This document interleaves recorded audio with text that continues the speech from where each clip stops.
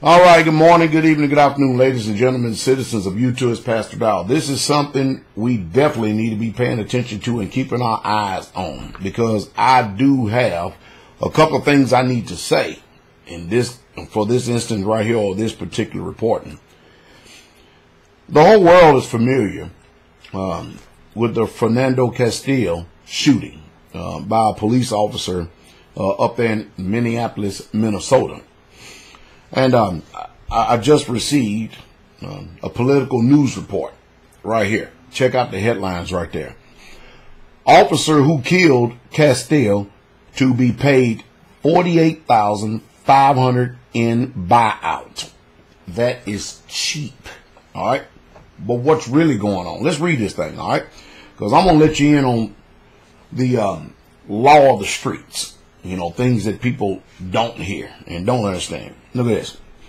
Minneapolis. The Minnesota police officer who was acquitted in last year's fatal shooting of black motorist Fernando Castile will receive $48,500 as he leaves the suburban department that employed him at the time of the killing. According to the separation agreement announced Monday, Gernanio Yances, I'm not even sure if I have his name even pronounced right. Gernanio, Jeronimo Yances, Yenez, will be paid the money in a lump sum minus applicable deductions and withholdings for state and federal taxes. Under the 5-page agreement released through the public records request, the Minneapolis suburbs of St. Anthony will pay Yances for up to 600 hours of accrued and unused personal leave pay. The agreement, which has Monday's date, doesn't say how much time he has accrued. His annual salary at the time of the July 6, 2016 shooting was more than $72,600, not including overtime pay, according to documents released by the city. Let me tell you something, man, that's a pretty lucrative job. $72,600, not including overtime pay, to be a police officer? Man, that is lucrative. We're in the wrong place. We need to be up there in Minnesota being police officers. I mean, as many as can. We need to be a police officer with that kind of salary. God, that's a lot of money. Jensen shot Castile, a 32-year-old elementary school cafeteria worker, several times during a traffic stop after Castile told the officer he was armed. Castile had a permit for his gun. The shooting gained widespread attention after Castile's girlfriend, who was in the car along with her then 4-year-old daughter, live streamed its gruesome aftermath on Facebook. And of course, now you all getting ready to see what American justice is. I'm going to tell y'all all something that is known in the court systems, but you don't know it out on the street. And it's just a fact. Listen. When you go back and read the Constitution and Bill of Rights, you go back and read all the documents, it's very clear, if you have a historical perspective and point of view, that when it says that all men were created equal and they were endowed by their Creator, that did not include the blacks in this country. And that's the thing that I'm finding it very difficult to get through the hard-headed people in this world. There is a two-tier system that goes on, and many times it's unspoken, but it's known. It's known in treatment. It flies under the radar, and there's much to be desired. I mean, I usually say that all the time, because the truth is we do have structural forms of insidious hatreds and biases that go on in this country, and I'm telling you right now, to us that function on a normal everyday basis, it's totally illogical what we see, what goes on.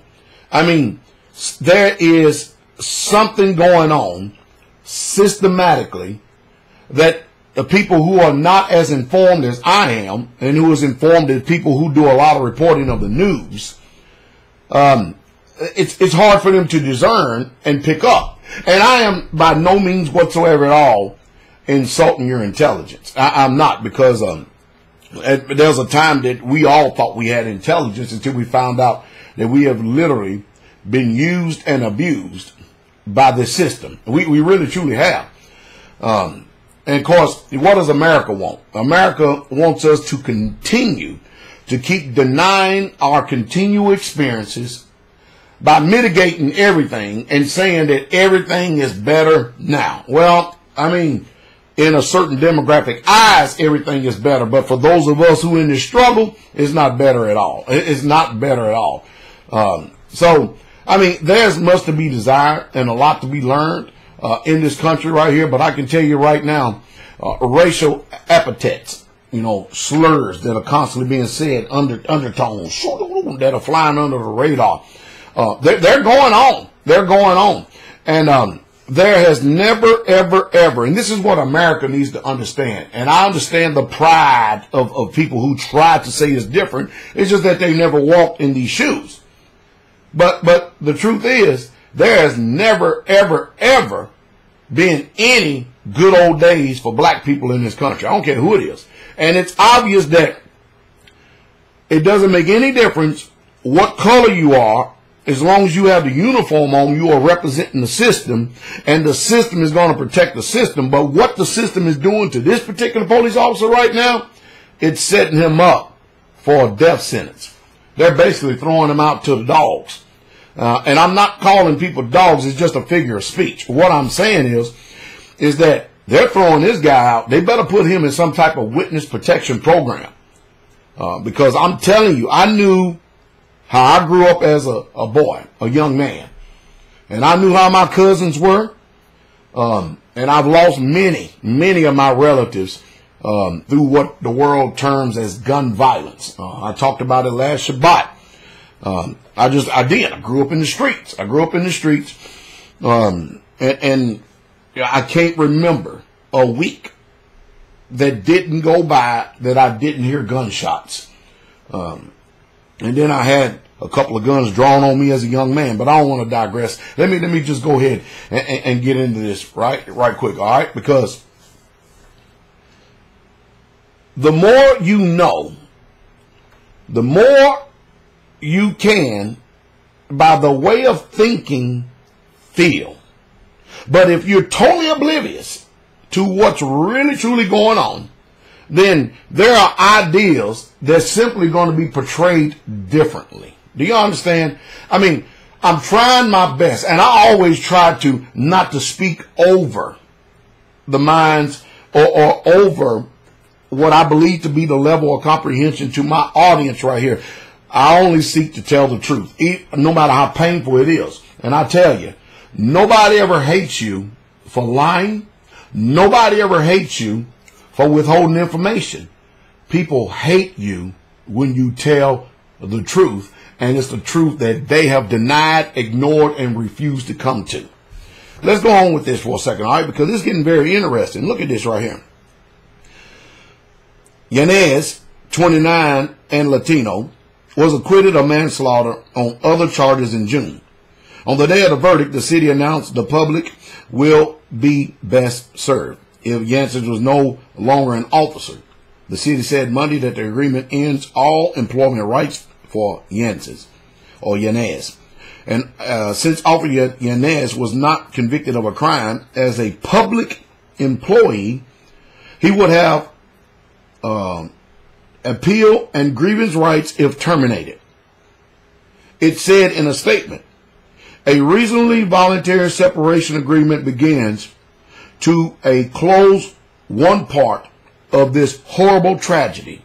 The city concludes that this was this most thoughtful way to move forward and to help the community-wide healing process proceed. No, the community is never going to heal because there is no justice in this land.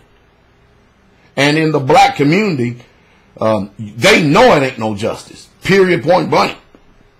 And under the agreement, the city is released from lawsuits by, look at this, the city. See, that's what it's all about. It's selling all the responsibility on the city, which trained him. And what they're doing is they're putting distance between the man, the officer / city, and they're not accepting any responsibility, and they're throwing everything up on him. And again, they're throwing this man out to the streets, which I personally believe he's going to be hunted down and justice will be served. And that's why I keep saying that And I'm not telling anybody what to do. I'm saying the things that people don't want to hear. They better put him in some type of witness protection program, and they're not about to spend the money on that because he's a Latino, period. I can tell you that. Or that's what the so-called names has been given. All right, this is just painful. And mind you, you are at the University of the Painful Truth. The city concluded this was the most thoughtful way to move forward and to help the community-wide healing process proceed. Under the agreement, the city's released from lawsuits by Jansen. He was given 10 days to consider and sign the agreement and has 15 days to rescind it in writing. The agreement noted that the official date of separation as June 30th. Yanez wrote his initials on Monday's date on each page of the agreement and signed the last page along with the city manager. Yanez has been with the St. Anthony Department since November 2011. Castile's uncle, Clarence Castile, said he's glad Yanez will no longer be an officer. He should be in jail. You know, that's the one thing. I'm going off into religion. If you don't want to hear this part, that's what you call it. If you don't want to hear this part, you may want to skip ahead a few minutes, because I'm going to tell you something that I totally disagree with in this country. And now, this is just my personal disagreement, because I agree 100% with what this says. And there are a lot of you people that are stage playing hypocrites that say you agree 100% with what this says. And so you've had another culture, the Romans, after 70 AD, turn around and repackage, rehash, and then represent what my ancient people knew about the whole entire time. And now our people, they're so much in love with the affairs of the Canaanites, i.e. American Europeans, that they don't even know how to discern this book anymore, even though they can read and write. It's just sad. Now, my people can read and write, and they're just as damn illiterate as they was when they couldn't read and write. It's just sad, because people can tell you what this says, but you don't have any discernment whatsoever at all. None whatsoever at all. You cannot comprehend nothing at all. And then when I come and tell you exactly what it says, and other preachers who are ordained by Yah, just like I am, who can tell you clearly what this thing says, you find yourself offended with him.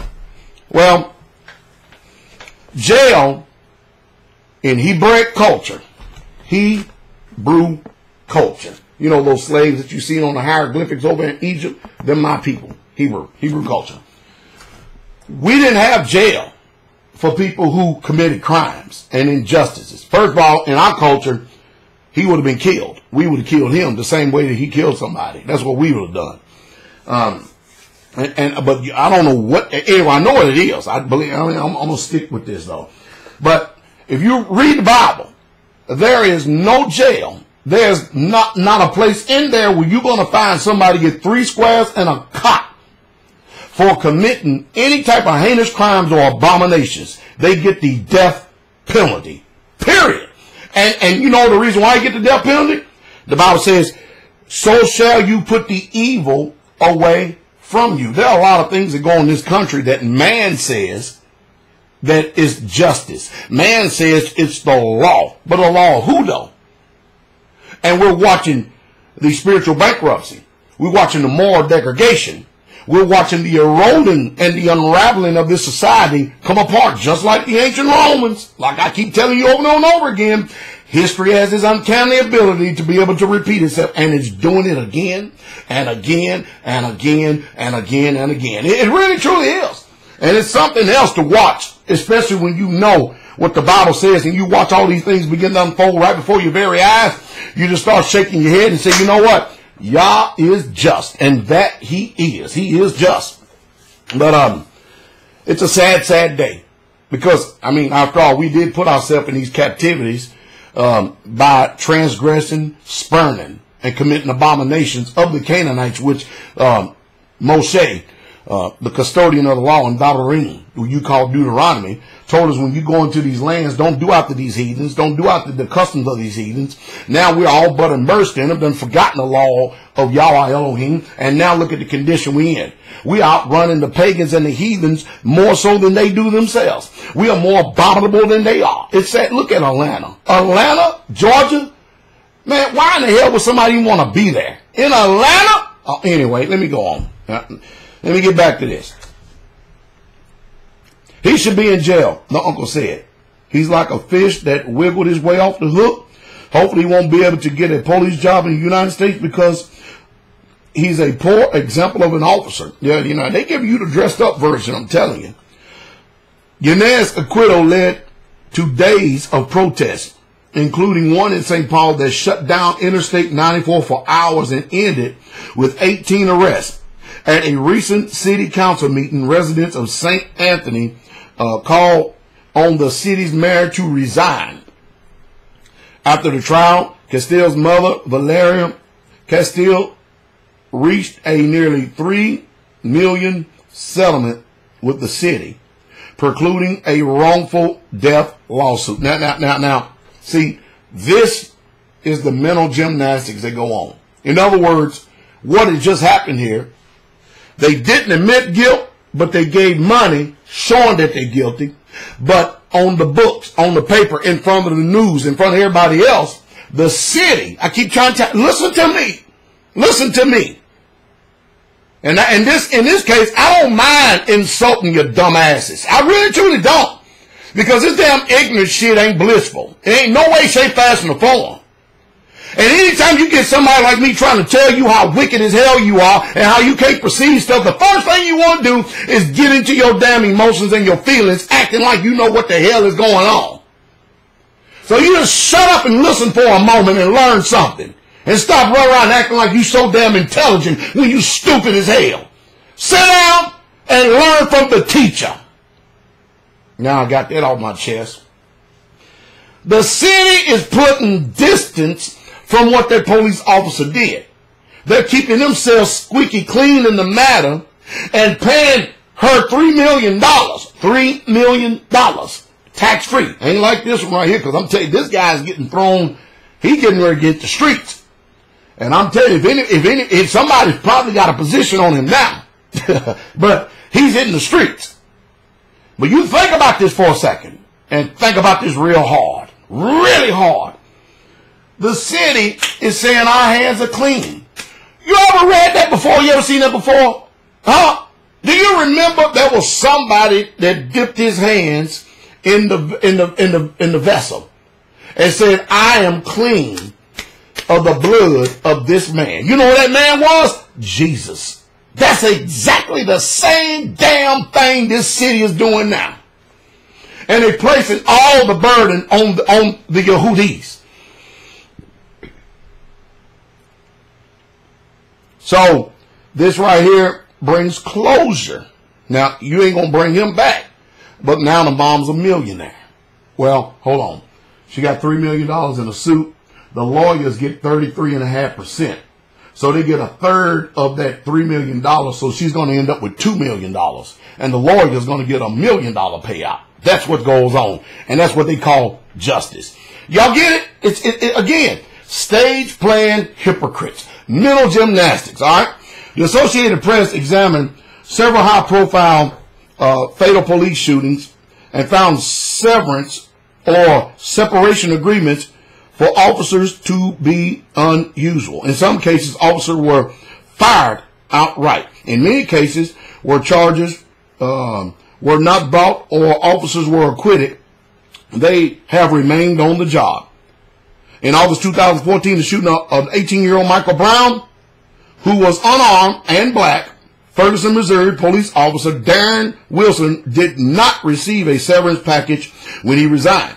Wilson was not charged in Brown's death, which led to months of sometimes violent protests and became a catalyst for the National Black Lives Matter movement. At the time of Wilson's resignation in November 2014, the St. Louis suburb said it had cut ties with Wilson and he would not receive any additional pay or benefits. Wilson's attorney said he chose to resign after threats were made against the police department. Chicago officer Dante Servin resigned last year, just days before the hearing to determine if he should be fired for the 2012 shooting of Rekia Boyd, an unarmed 22-year-old black woman. Servin, who was acquitted of involuntary manslaughter, has since asked for disability pay for post-traumatic stress disorder. I'll be damned. Bullshit. A decision on whether he qualifies for that pay, which could amount to tens of thousands of dollars, is pending. David Larson, an employee law professor at Mitchell and Hamline School of Law in St. Paul, said reaching a voluntary separation agreement can be simpler than firing a public employee like Yanez. Most collective bargaining agreements require several steps before someone can be dismissed. And if the dismissal is contested, there can be a lengthy grievance and arbitration process. Given the motions that been involved with this and the public protest, St. Anthony's probably saying the most important thing to us is to wrap this up as quickly as we can, Larson said. Wow.